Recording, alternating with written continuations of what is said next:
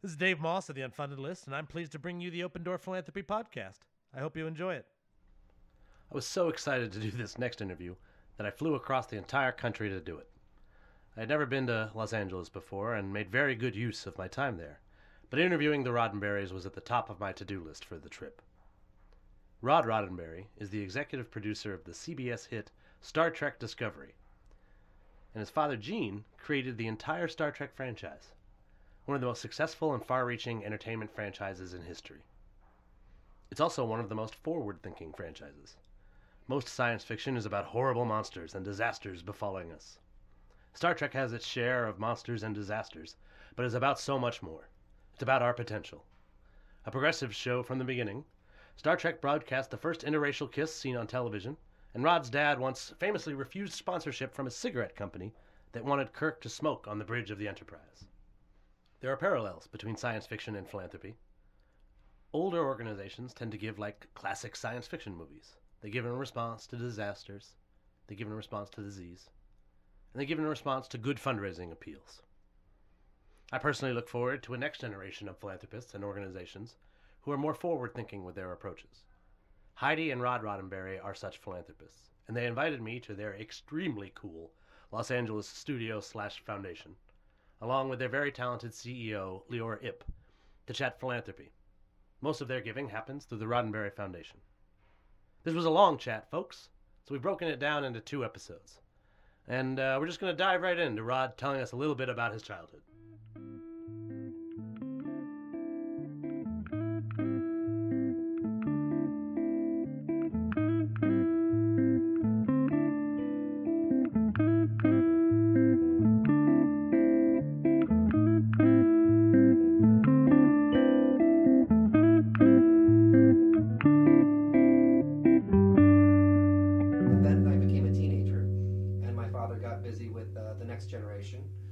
Star Trek The Next Generation, and we saw less of each other, and I got into my heavy metal music and thought I was, I knew everything and was cooler than anyone, and we would butt heads, and then he passed away when I was 17. So that's my story in quite a short nutshell. Mm-hmm. Los Angelian.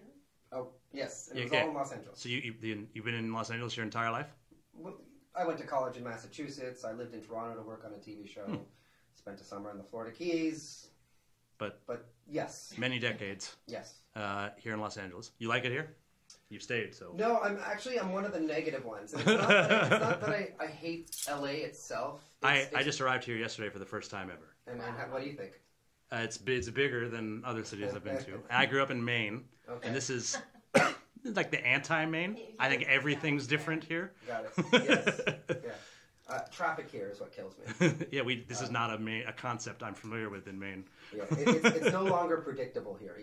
Like 20, 30 years ago it was predictable. You don't go out, in the morning or in rush hour. But now there can be traffic anytime, weekend, midday, whatever. So, and I also would argue that LA, and I know people will argue against me, but I'll say something controversial just so you get more ratings. Not why I'm saying it, but I feel this way. I don't think LA has a real identity.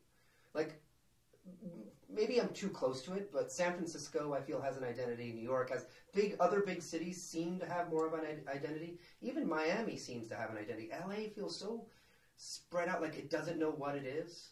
Mm-hmm. But maybe I'm too close to it and can't see it. One might argue Hollywood, but I don't know if I would call that an identity for it. So I don't know. Anyhow, to answer your question, appreciate the city, great food, traffic sucks, would prefer living somewhere else. Mm-hmm. Okay, if you I mean, you're kind of pot committed now. You roots planted. And you have this nice office here, but where would it be if you go somewhere else? Well, I would probably say if I were younger, I'd say San Francisco, but I think Hawaii in my I'm not old, but my older years would probably be.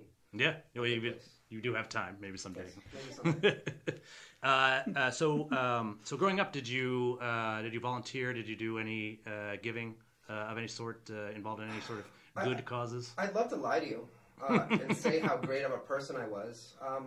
No, we had in our senior year of high school. I don't want to say it's my only community service, but it might be my only community service.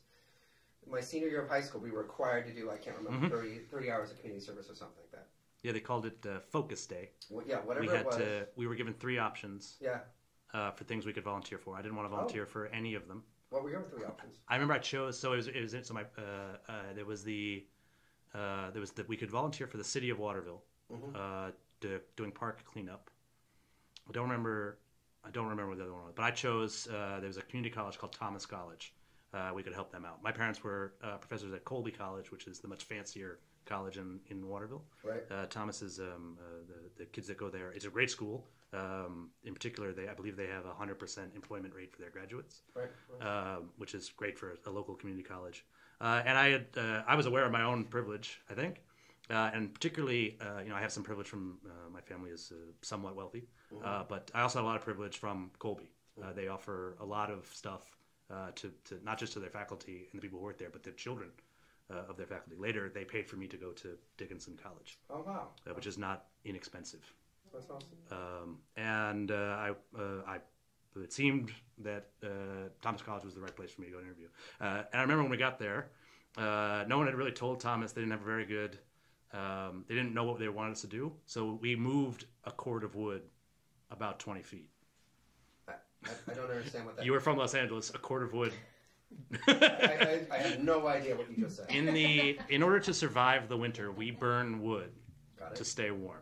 Like back in the caveman days. No, there's still. I'm kidding. I was. Gas isn't. You can't 100% guarantee that it's going to work every single time, Sure. and if it doesn't work, you freeze to death. So we tend to keep a lot of firewood around. Got it. And a place like Thomas had a lot. So a cord of wood is, I forget exactly the measurements, but it's a huge pile of wood. Got it. and I think they wanted it a little bit closer to the building, and so we moved it about 20 feet. Unsupervised. I remember Jason George threw a piece of wood at me, and got me pretty good. Got me pretty good. Just give me right in the face. Give me a pretty good. I don't know if you've ever been hit by a.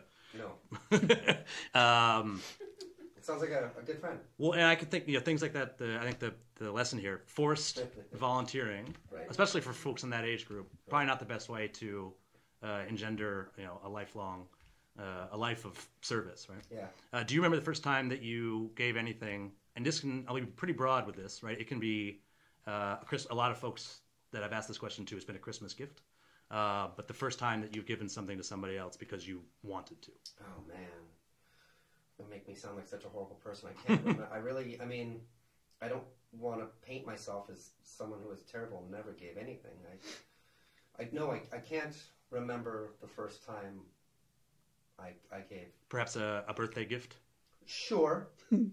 I don't find that as a very powerful story. Not only that, I think when I was a little kid and went to the store or went to birthday parties, the gift, my parents usually got the gift or my mother got the gift. It wasn't like, oh, Bobby really loves fire trucks. I think he'd love this fire truck.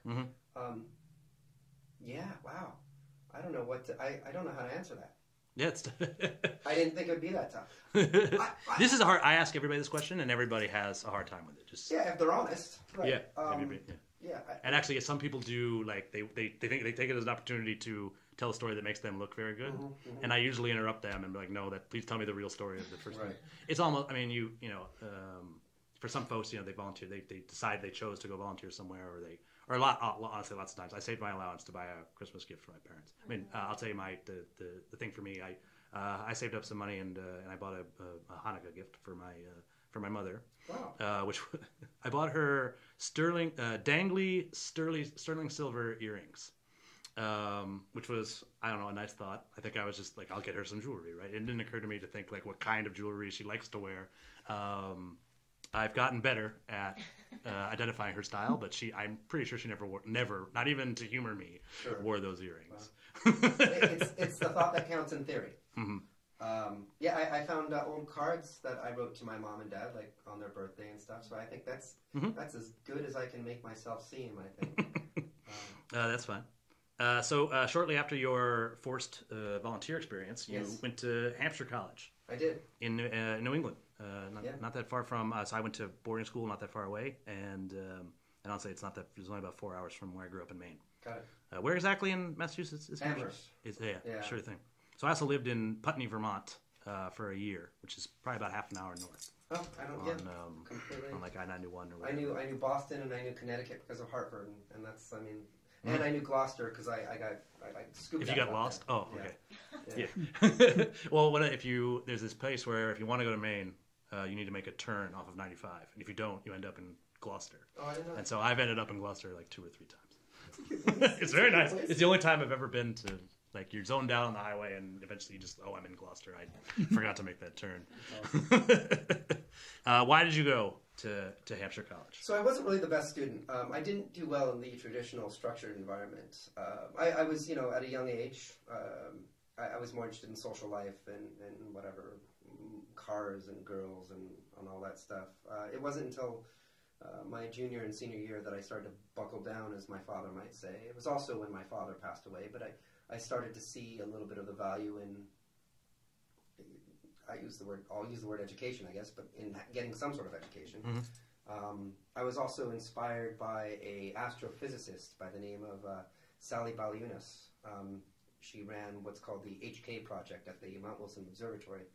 My father had met her, and my mother and father brought home a Celestron 8-inch telescope for me. And not because I was interested in astronomy. Astronomy was probably the first class I ever took that I really enjoyed and did well at.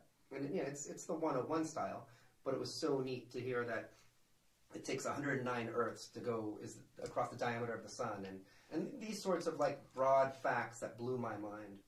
And I did well in that class, and they brought home a telescope, and they had Sally, an astrophysicist from the Harvard Smithsonian, teach me how to use it. And then she offered me a job working in Mount Wilson as a telescope operator. And so I spent one of my summers doing a terrible job because summer was a time to play. Mm-hmm. So I would stay up all night operating the telescope. Then I'd go out and play, and I burnt out in like a week and a half. But anyhow, Hampshire was a very non-traditional school. And we had college advisors at our high school, and they kind of put that in front of me, as well as like Emerson and a couple others that were more liberal arts-ish. And they didn't have test or grades, and I didn't test well, and my grades weren't great, but they were getting better. And it just appealed to me. I also wanted to get away from home. Sure thing. What's your editor's name? David. David, sorry. Both Davids. Oh, this is easy to handle. Okay. So I really just wanted to get away from home also. And it was just the right time.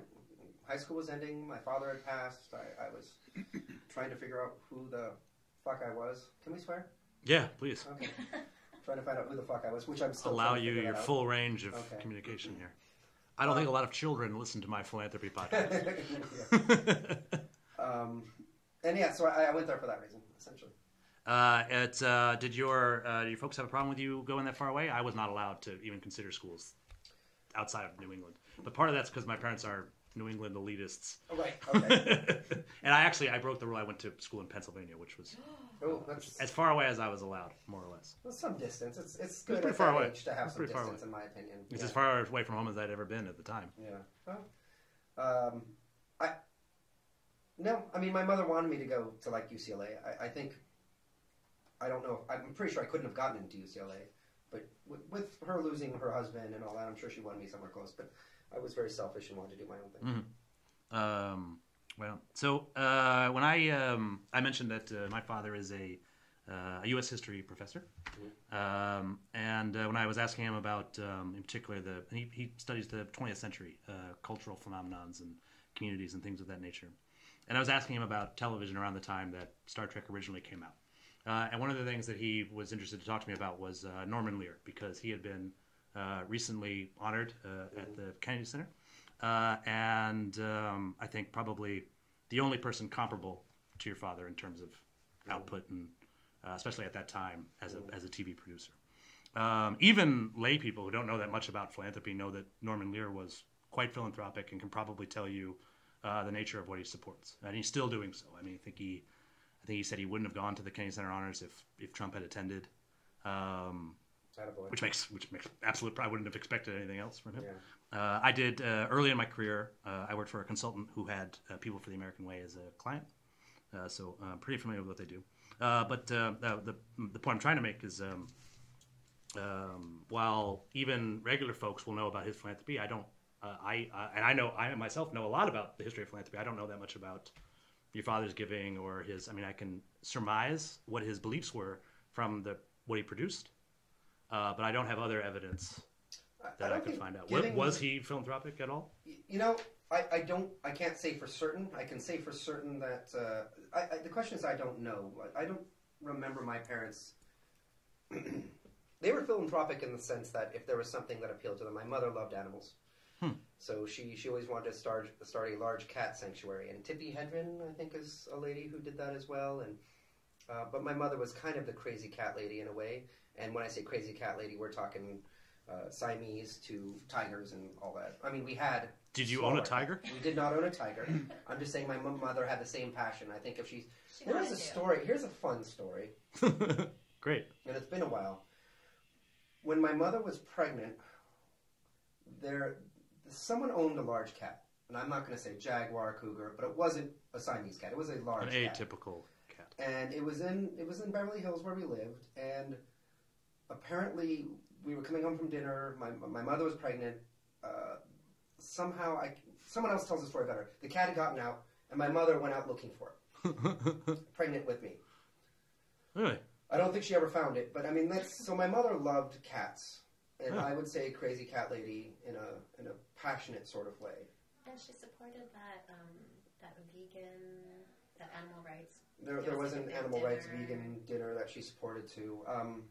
I think the philanthropic side of my family, I don't think you can use the word, is just through Star Trek. Just that idea of a better future. So while I don't want to say they weren't philanthropic, I am completely unaware of them.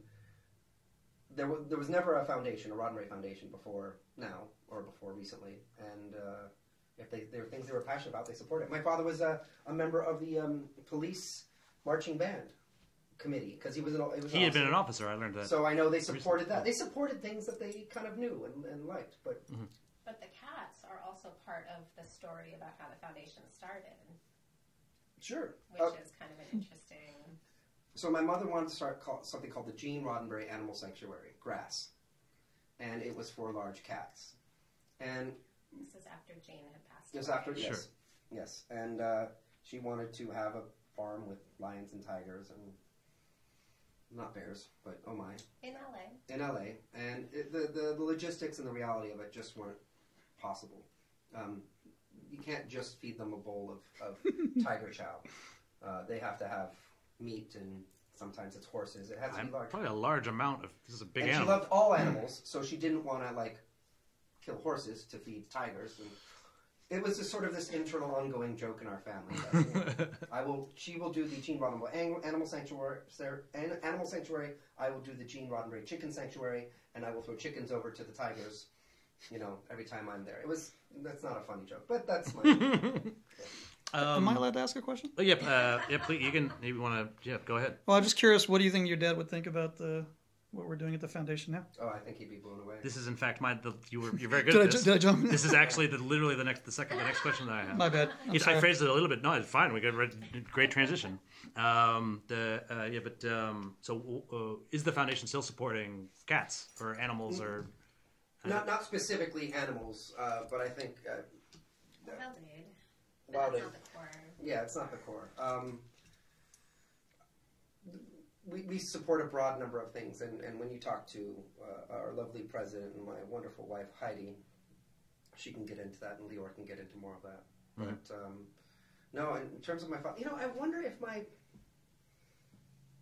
father was a philosopher, more than a writer, more than a producer, certainly more than a philanthropist.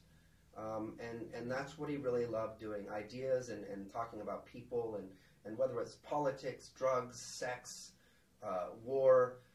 He liked going into the absurdities of that and what it was like 50 years ago and what it would be like 50 years from now and how absurd it is the way we look at things now and how our perspectives, I'm sure, will be very different 50 years from now or 100 years from now. And he really loved challenging people's with those ideas. Yeah, he'd always sort of take the extreme, not simply to raise eyebrows, but to get people to think outside the norm. I do think that there is a lot of ways that we can be philanthropic beyond writing checks. That word can have a very broad meaning. So, and in particular, I mean, so you can make a gift. You could write checks to try to save the whales. yeah, Or you could, make a popular feature film about saving the whales. Yeah. And I think we probably need both things. yeah. Money can do stuff that a film about whales can't, and a film about whales can do things that money can't. Absolutely, so absolutely, and even science fiction can help as well. Oh yeah, no, absolutely. There was a movie, Star Trek 4, right? I'm not sure how many whales it saved, but at least message kind of went out there. They in the movie they saved 2. Well, they say, but they talk about a future where there are no more. Yeah, there were no. Yeah, I mean, Right. I think that's, and 'Cause we it's destroyed very it. interesting to me because a lot of Star Trek is about a future where we've solved poverty or there's no more greed on Earth, right? But that was an episode where we ended up putting this beautiful species out of existence. Well, because our barbaric selves of today were too naive and dumb to not have that idea. That We is that I don't know much about whales. Does that whale? What's that whale situation? Was that the humpback whale in that movie? Oh yeah, it was. Humpback whales. When I was reading about you, I noticed that you do share something in common with Dr. Stone. You dive a lot and clearly are interested in the ocean. Tell me about the Roddenberry dive team. I know that it exists. I couldn't really figure out what it was. I've never. I've been underwater before, but I've never actually dove or done anything of that sort. Well, it just came from my passion for diving. I got certified in '93. I love the ocean. I love the feeling, and you can make all the comparisons of being in zero G. I love the idea that we're exploring strange new worlds. I mean, there's this perfect parallel between Star Trek and scuba diving, and it's not that I'm a fanatic per se about Star Trek. It's just that in my life, those are two big things, and they go hand in hand. So. I get to explore, I get to see crazy alien life forms. I'm a fish out of water, whatever the inverse of that is. I'm a human in water. But for me, it's my place of zen. I'm not spiritual, I'm not religious. But when I get underwater, it's like my heart rate drops. I relax. I could sleep. I could whatever is spiritual about it. That would be my spiritual place. So I just love being in the ocean. I love seeing everything. I love the exploration. I've had every experience from fear to complete exhilaration. I feel alive. So. And one of the things that's so amazing about Rod is that he wants to share that with others. And so the team concept came from the idea of almost addressing fans, but the idea of all the beauty that he sees and the wonder that he experiences underwater. He wanted other people to experience that. And especially, they can go into the ocean way more easily than they can get into space, right? So instead of sitting there and passively watching what happens underwater, he put a team together and said, like, come on, let's go diving. This is a great segue to my next question. I was I'm pretty sure it was the Social Good Summit several years ago, and I saw a really interesting presentation, the theme of which was oceans versus space. And it was about where should funding go. And I've always been I like the ocean. I grew up in Maine. We have a lot of ocean up there. I think for me, up until that point, if we're going to spend money searching, going to the stars and stuff, that was definitely caught my interest a lot more. But this presentation really got me thinking, right? That we have not fully explored even a little bit of the ocean, more or less. And why would we, why go to Mars when far more easily accessible stuff is in there? Yeah. And they did a fun little activity. There was one guy in a T-shirt that said Team Ocean and Team Space, and I think they had to stand up or clap like where he wanted to do one.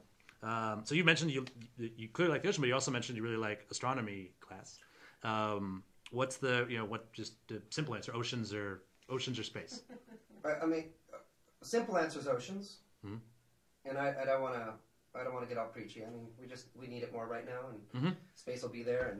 And I would make the argument that, especially looking at some of our political systems right now and where we are in the world and what's going on, I don't know if we deserve to go into space and meet life forms. I would.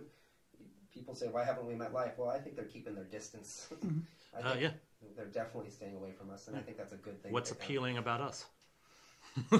I think there's tons appealing about us, but I would be very scared of us right now. It's accessible. You can watch our television programs and stuff without actually coming down here and talking to us. We actually have a cartoon.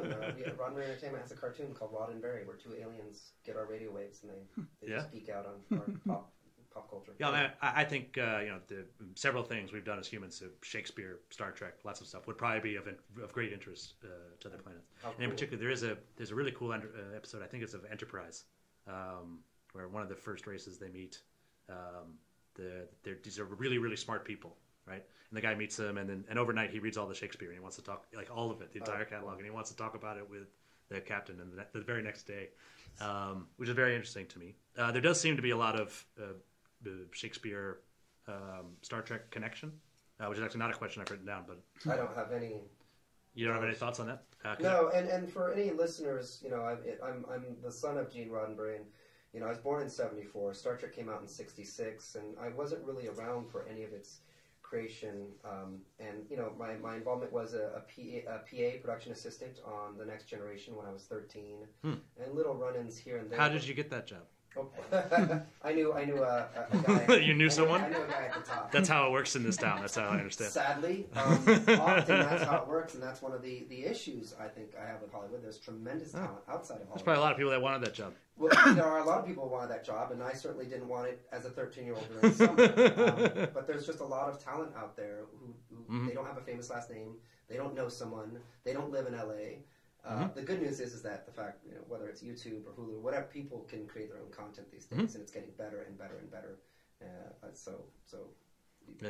I was in an independent film a couple summers ago. It's called Live a Little. I'll plug it briefly right now. It's now available for free on Amazon Prime. And I think probably just 10 years ago, it would have been a movie that no one ever saw. Right. We would have gone to some festivals, and then nobody's ever seen it. And I don't know that it necessarily will be seen now, but at least it's an option for folks. I did want to pop back to Ocean and Space. He did answer Please. Ocean, but if he had a chance to go into space, he would be on it in a millisecond. Sure, yeah, So, I'd absolutely go. We sailed by that, and I was like, whoa, hold on. Like, this man really is. Like, When it comes to the funding exploration thereof, though, we agree. Ocean. We at least explore it, and then space, though. Sure. But maybe fix some other stuff about the planet. Oh yeah. What's interesting to me is when Rob and I first got together, I got a big dose of space stuff from the get-go. And one of the first things we went to, I think it was a Yuri's night, and the person that was up there was drumming up support for space exploration. But the way that it was presented was, we're messing things up. We got to get, going to the new place, which I thought was the saddest positioning of why we go into space. So together, we were definitely much more terrestrial, right? We wanted to stay on Earth. Let's fix Earth. We can't let this go. Yet, over in the last few years, having spent more time at JPL and NASA and understanding a lot more of what they're doing, I now understand that some of the technologies that are necessary to survive in space really can come back and innovate the systems that we have going on here. That's very interesting. Exactly. I hadn't considered that before. One of the projects that we looked at was sanitation, improving sanitation. And we codenamed it the Super Pooper. But the idea was to take any organic matter... Could you repeat the code name, please? The Super Pooper. Thank you. Yes, that was definitely what I said. And we would take all organic matter and have microbes break that down and convert it to water and energy. It seemed like a perfect solution. They absolutely need to do that for astronauts. And I just found out recently that the first astronauts that went up there, do you know what they gave them? Essentially diapers. They didn't know what the heck to do. Well, yeah, I think it's still a thing. Sorry, astronauts. But right, so once we figure, they really need to figure it out. If I remember correctly, there's about 1 billion people on the planet right now that don't have access to a toilet, and you're not going to have access to a toilet in space. So if we can solve that problem for space, then we would also be solving it for lots of folks. That's interesting. Yeah, so I wanted to bring that up because that's a nuance that I myself hadn't considered. And I love the ocean, and there's lots to learn from the ocean as well. Don't get me wrong. I think Craig Venter went around sampling microbes that are all over the ocean, and it's almost akin to going to the Amazon rainforest and finding out new species and new methods, new medicines and remedies. So there's a lot that comes from the ocean as well, but I did want to make a plug that there is value in figuring out how to survive outside of the planet that can help the planet. Mm-hmm. I think that's very interesting, but I also find it interesting what you said right before that. When we eventually go to space, it is because we need more resources. I think that'll be a really big, that's the wrong reason. Mm-hmm. If we're going there because we think we have something to offer the rest of the universe, then that'll be great. Yeah. So there's a couple things. I have two very long questions, and I'm going to try to combine them and paraphrase them a little bit. But there's a number of reasons why people make large grants or make gifts at all. One of the biggest reasons is religious giving. I have a stat here. 70% of all giving in the U.S. goes to religious institutions. Oh my God. I can't. And I just said, oh my God, I'm an atheist. But oh my God. Mm-hmm. I say, oh my God, I all the should time. just say, And holy shit. I say Jesus all the time, right? I'm Jewish. I'm like, Jesus. But like, I don't know, I picked it up on TV or whatever. It's funny. It doesn't necessarily surprise me because when you were asking questions about the first charitable act that you've done, the first thing I thought of was Alms or something? Well, whatever the going to collection church. plate is called. Yeah, well, not necessarily tithing, but if you're in a church community, that's where I've seen it modeled youngest. Please don't do that. Sorry, It's not a problem. but in a church, Mm-hmm. the church community, that's where I feel that young children see the first giving opportunity and are involved in something like that. So. Yeah, absolutely. And a lot of the folks I ask, it is there's some sort of religious backstory to it. I didn't grow up with a ton of Jewish education because I was in Maine. Do you need to? Okay. So there weren't a lot of Jews around. We did have a temple in our town, but it was conservative and. There's a joke in the Jewish community that every town has to have two temples, one that you go to and one that you would never go to. Otherwise, you can't go at all. And we only had one, so we couldn't. None of us. So there's, I think there's pros and cons to that much giving being religious. One, it is a really good way to teach young people about giving. Assuming that that's what they're doing. Mm-hmm. And I'm not saying they're not. I'm just saying.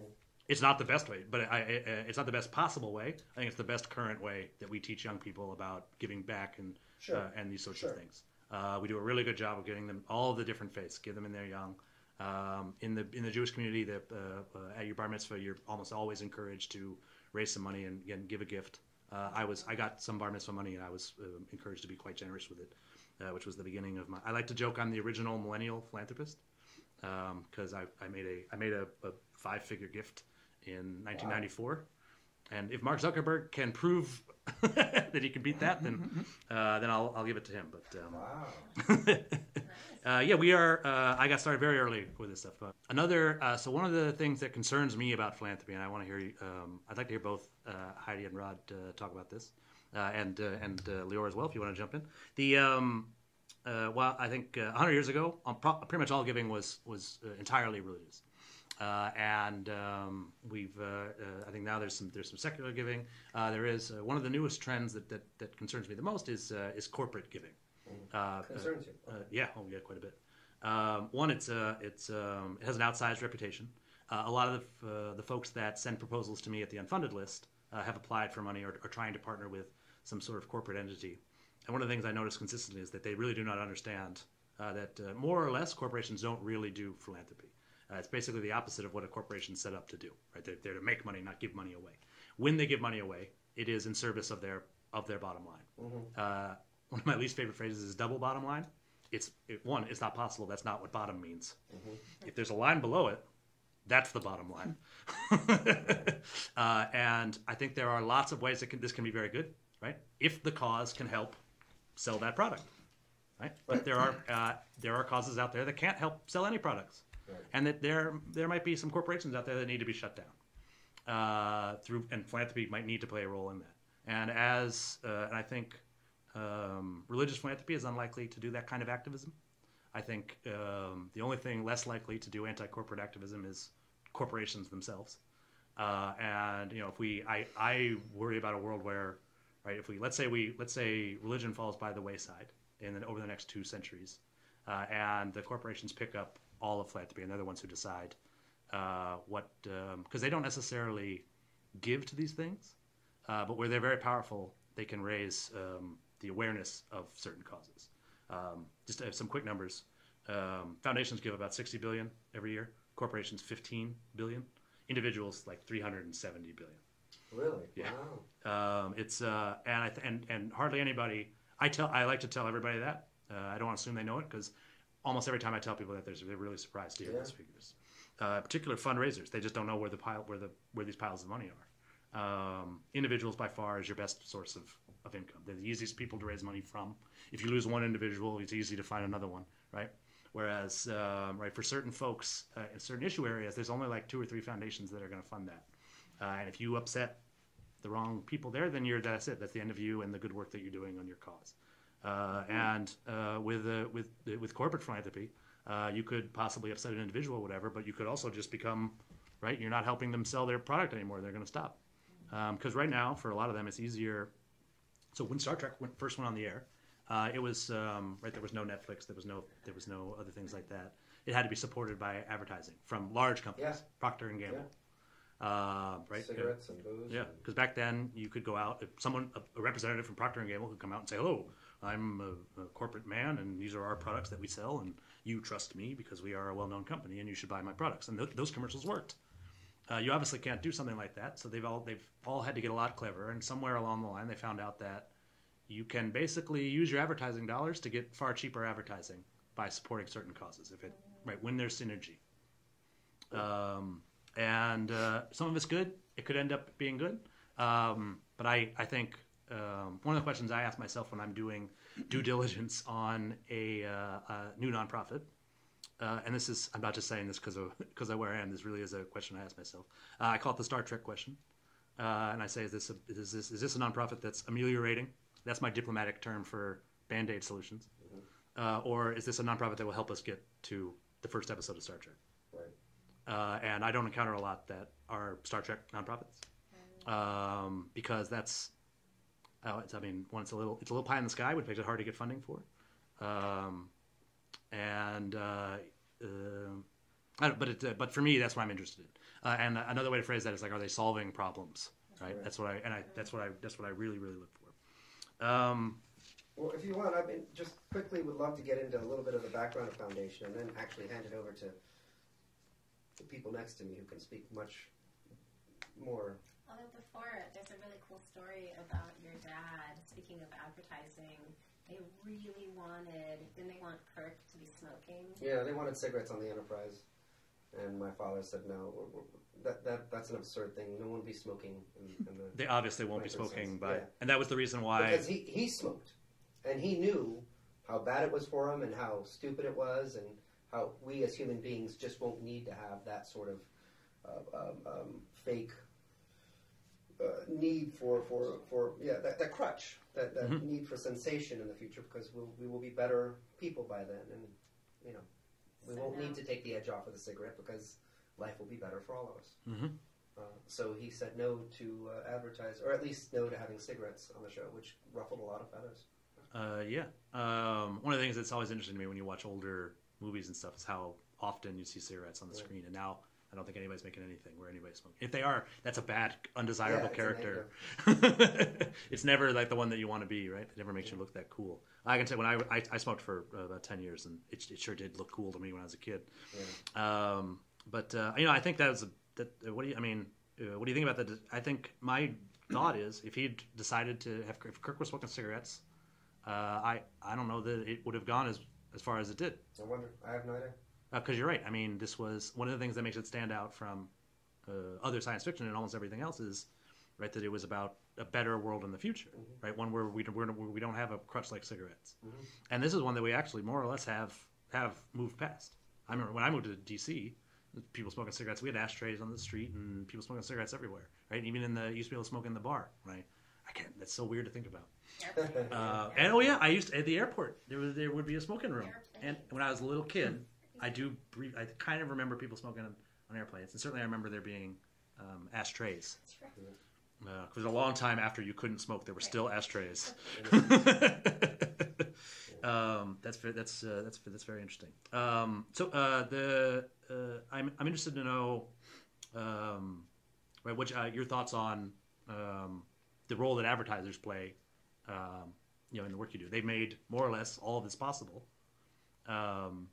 If it weren't for advertisers, you would not have the resources that required to run this foundation. Sure. It's a long path to make. Yes. But without that, the revenue has to come from somewhere. Sure. And if it wasn't for the Baptist Church, my father probably wouldn't have been inspired to go and think about the world in the way he did. Mm-hmm.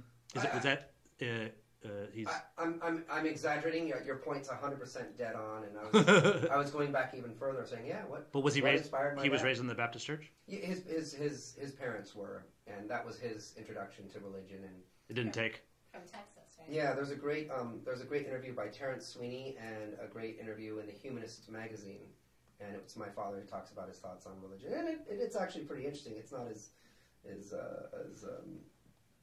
he talks about it fairly openly and what made sense and didn't make sense, and his concept of God towards the end of his life and what God could be or might be. It's a very interesting article.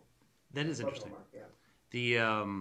I read a few places that he was, a couple different things that claimed he was an atheist, and for all I know, he identified that way. I never met him, obviously. Humanist was the more public term.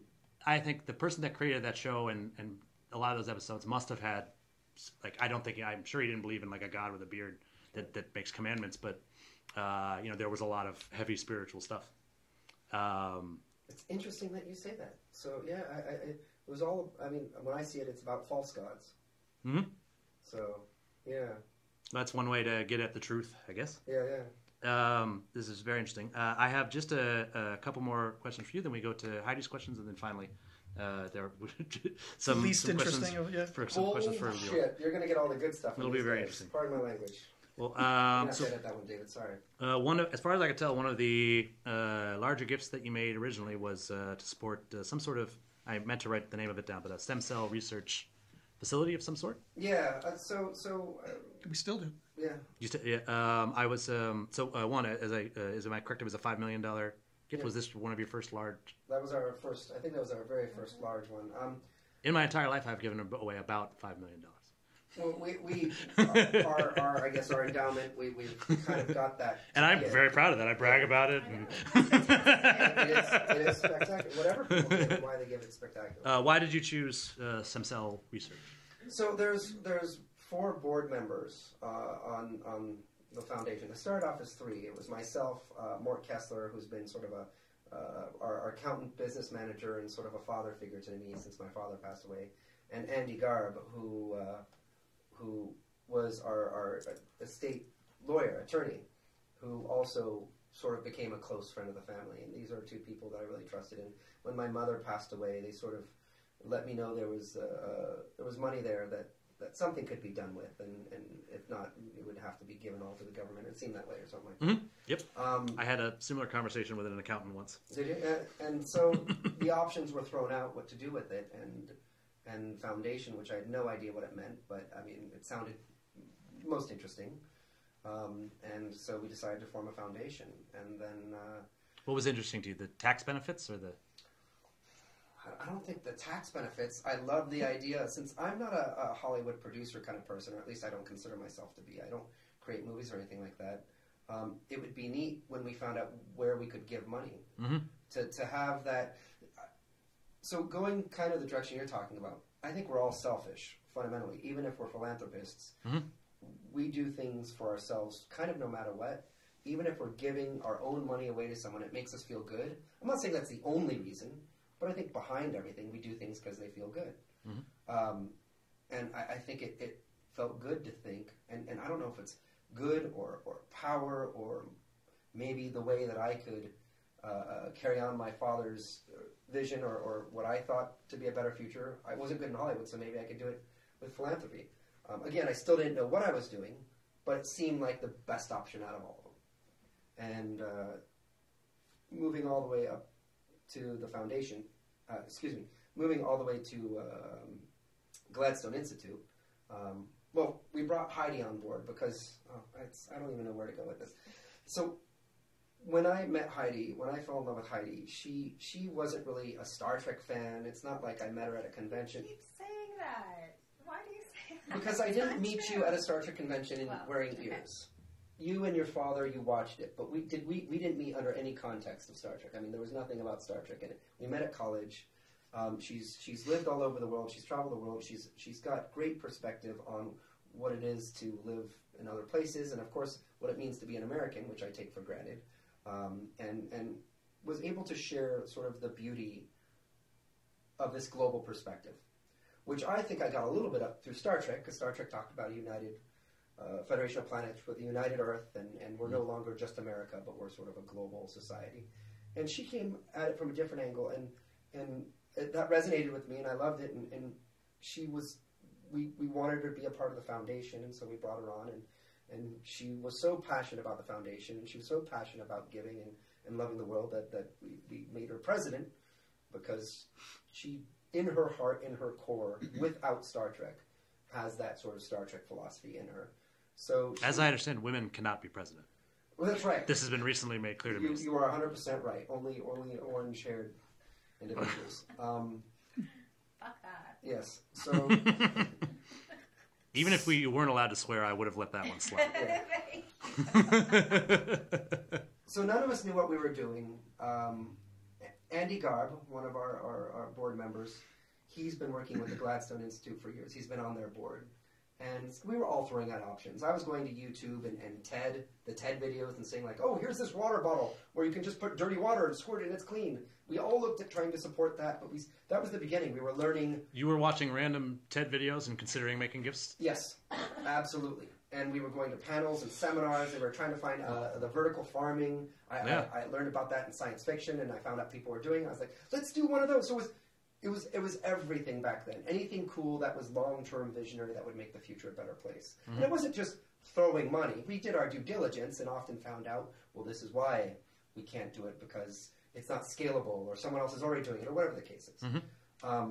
We decided early on that we wanted to give large gifts. We wanted it to... Oh, not just little amounts everywhere.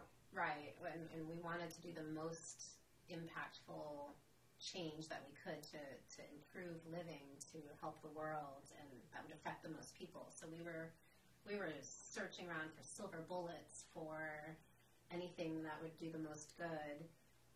And again, it was at the very beginning of the foundation, so we also had, a timeline to give some money away. Mm-hmm. So Andy brought in the Gladstone, and we spent about 9 months researching it. We went up there, we talked to all the scientists, we found sort of the scientist who we thought was doing the most interesting work, which we learned about the pluripotent stem cells, which are different from the embryonic. And I'm speaking as if I know what I'm talking about, but that was very impressive. Yeah, isn't it? As smart as I get. I went there, and they told us that they could take any cell from any adult male, female, whatever, and reverse engineer it into any other sort of cell in the body for the most part. That sounds useful. We saw a sheet of heart cells that was beating, pulsating, that had been taken from an adult male skin cell. And that the implications, the idea in terms of... You could see like a little sheet of cells? They showed us a video through like a microscope of this sheet, single layer sheet of heart cells that was just kind of pulsating. Heart muscle. Heart the muscle. Cells from heart muscle means that they contract. So it was crazy. We actually saw a petri dish. Came from an adult male skin. And these have just been cell. their skin. Has been somebody's skin. Yeah. So they reprogram essentially. That's how they just pull it up with it. Yeah. If you can see what she's doing right now, she's demonstrating how they remove the. I can do it. Watch this. Yeah. And that just blew us away. Yeah, I can imagine. And we wanted to support them, so they became our first major grant. So people are out there and they're trying to raise money. Just turn skin cells into heart cells, and you'll probably be able to do it. Well, there you go. There is more to it. Well, if I can quickly say, the thing that I was... There's the long term of like, oh, maybe they can make a heart one day, or an organ or whatever. They told us that they can actually start testing like drugs, like heart drugs. And if you have a heart condition or heart disease, there's, I don't know, hundreds of different kinds of heart medicine. and some might work for you, some might not, some might kill you, some might help you. You could actually take these cells and test the drugs on each one of them and find the drug that's going to work best for your heart condition.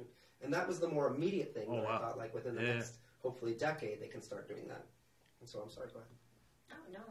One of the things that we learned as young new philanthropists as well is we really spent a lot of time speaking with the Gladstone Institute about what the gift would look like. And interestingly, one quick thing. Check. Well, no, did you consider Not like a just a briefcase check, of cash or? no, Metrics. Duffel bag. No. but we. I'd love to do that someday. Just bring. Here's the grant I promised you. I think they'd probably appreciate it. In bags. Well, but what we realized is we want to be involved. So I don't know if this is typical with philanthropists, but we wanted to know what they could do, and what's amazing about researchers is when they have the ability to communicate what they're doing, because not all of them do. Yep. It really goes a long way, and so we really spent a lot of time figuring out what they do with a lot of translation, and then where our goals were, and where we wanted to bring humanity, if you will. But what we learned in that effort as well is we don't know that much about the body and about stem cell reprogramming. And so we found this balance of figuring out how to agree on goals about what worked with us about how to help humans that didn't necessarily tie them to a very specific line, if you will. So we gave them some freedom, if you will. And what was cool about that, because the heart was a big part of the goals about figuring out, like, how do we repair a damaged heart, like with a heart attack or something.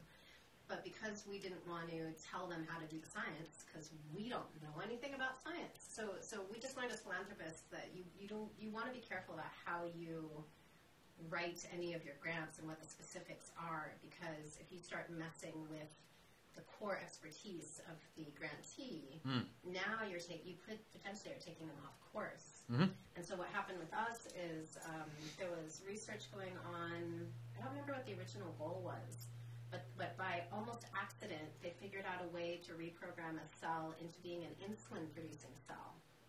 And that wasn't the original goal.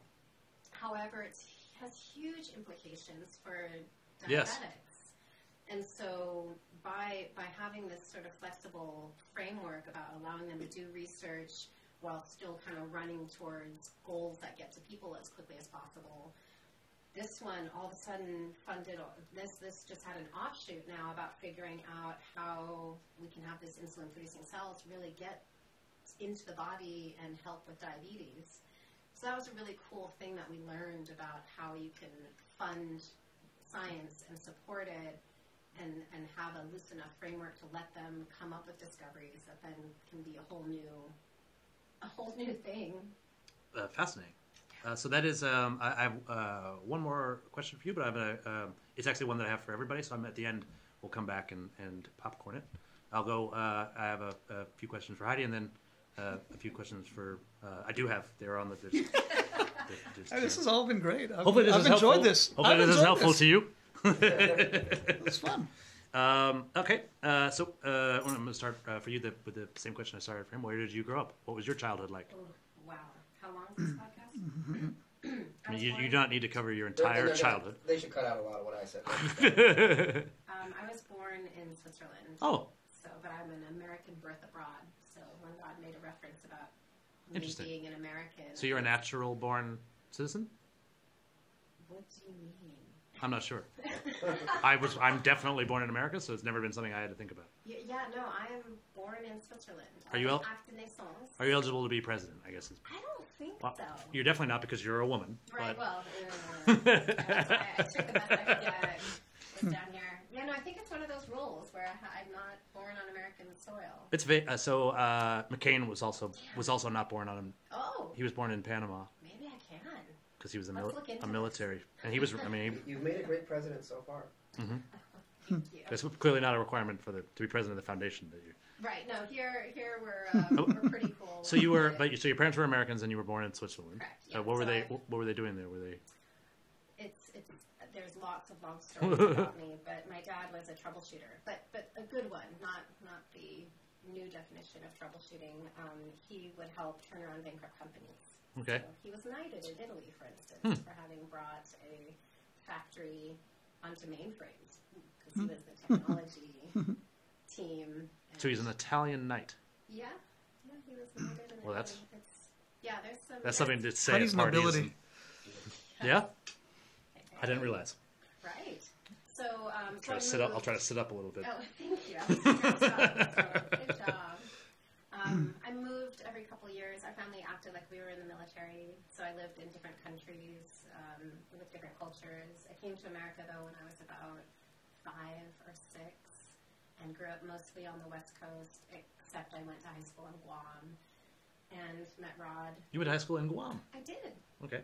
Yeah, and then college in New England, and then I settled back in California afterwards. And that was Hampshire College with Rod. Exactly. I assume Hampshire. this is how you met.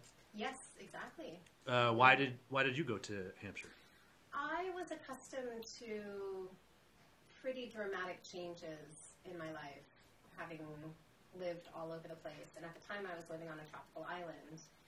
And Western Massachusetts is the opposite of that. Exactly. For some crazy reason, I thought I might enjoy snow. That didn't last You didn't? too long. I'm more of a tropical girl. It's ironic, the since snow- I was born in Switzerland. The snow is very pretty. It is. And at the beginning, when you encounter it, it's very interesting and it can be fun. But one of It's cold. the things I learned about Maine is that we like winter in December and a little bit in January, and not so much in February, and March starts to become a problem. Yeah. And often our winter up there would go into April and May. I remember some snowstorms in May, and that's just. My dad used to joke that we made March in Maine for people who don't drink, in case they want to know what a hangover is like.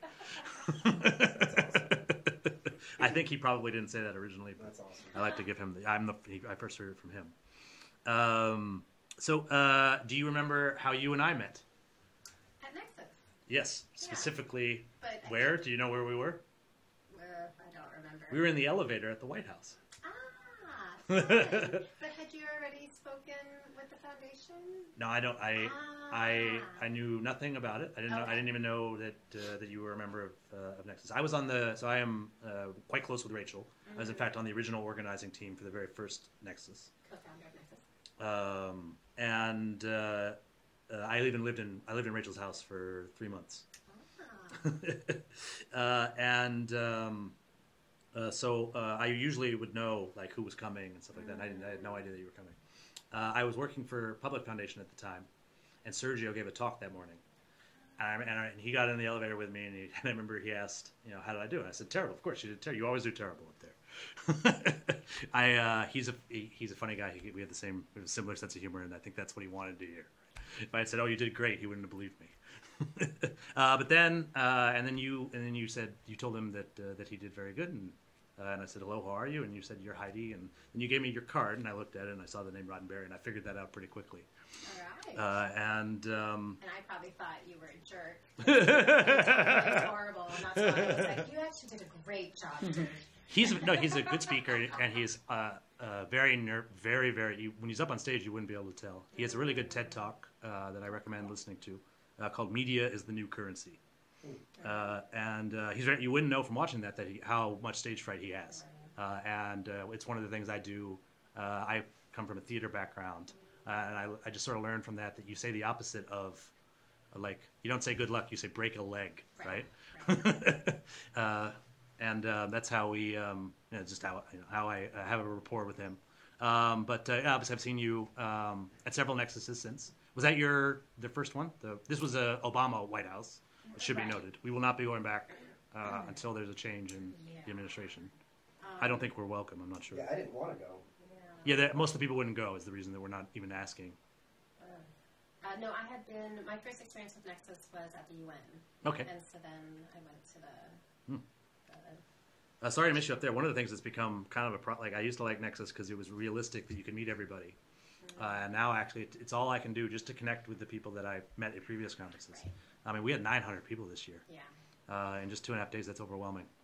And the shame is because I would love to have a conversation with every single one of those 900, right? Like an hour-long chat about what they're doing in their lives, right? And this is my effort to try to get that stuff done, right? Because it's hard to have you can make good connections there, but you need to have a sit-down chat afterwards. A lot of people ask me how best to engage with Nexus, and that's usually what I tell them.